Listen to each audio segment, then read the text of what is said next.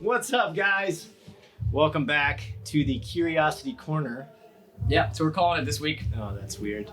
But we talked on our last video about what is a concussion, and we wanted to follow up on, now that you know what a concussion is, on what we can actually do here in the clinic for someone that's having symptoms for a concussion, anywhere from a child to an adult. And there's a lot of different things that need to happen before treatment, and it involves a pretty thorough evaluation, right?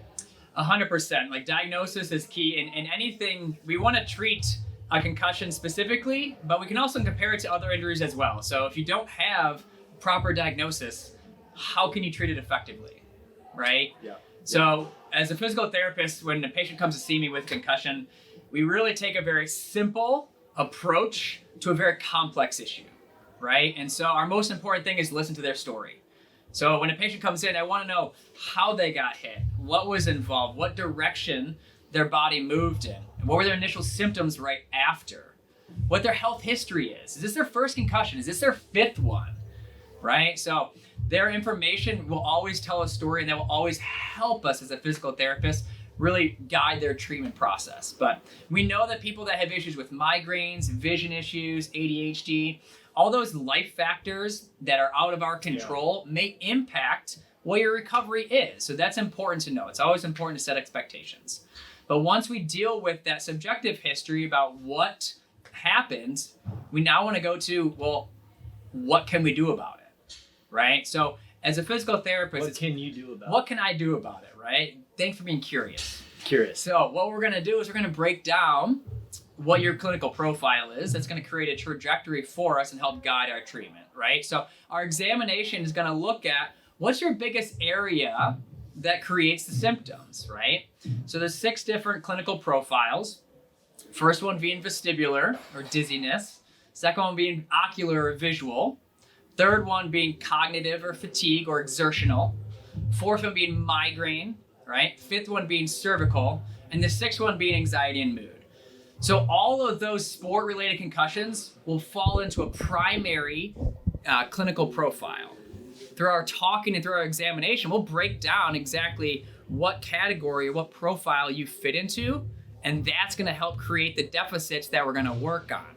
So Luke, if you came to see me and your biggest issue is, well, I had a headache, well, as a therapist, I don't know how to treat it if I don't know if it's coming from the neck, if it's coming from the eyes, do they have a history of migraine?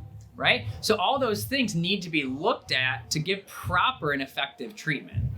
So we're going to break down your story. We're going to examine you very, very specifically to figure out really what system we're going to target.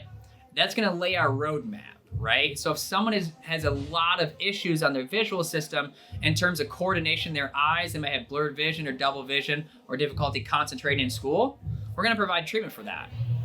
If they have issues with dizziness, we're going to figure out, well, is that more related to their eyes or is that more related to the vestibular system? We're going to break that down and we're going to specifically treat that. So as we said in the beginning, concussions are a very complex issue. We don't want to treat it with everything we possibly have.